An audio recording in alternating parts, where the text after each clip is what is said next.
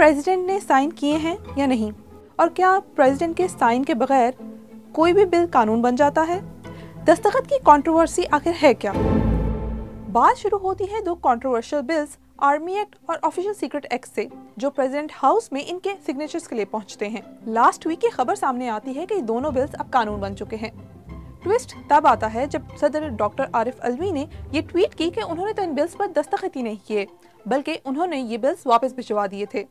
उन्होंने अपने अमले पर इनका हुक्मनामा ना मानने का इल्जाम भी आयद किया है। लेकिन लॉ मिनिस्ट्री कहती है कि सदर ने इन बिल्स पर डिले किया, इसलिए ये अब कानून बन गए हैं। अब सवाल ये है कि सदर के दस्तखत के बगैर क्या कोई बिल कानून बन जाता है?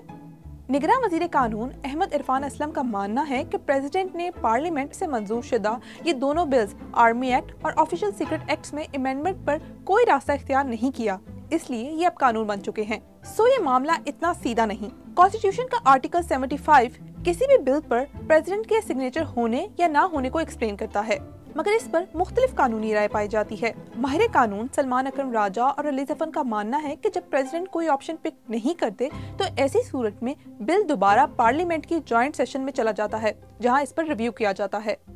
लेकिन साबिक वजीर दिफा ख्वाजा आसिफ इन बिल्स पर प्रेसिडेंट की खामोशी को इसका अप्रूवल मान रहे हैं। तहरीक इंसाफ ने कहा है कि वो इस इशू को सुप्रीम कोर्ट में लेकर जाएंगे।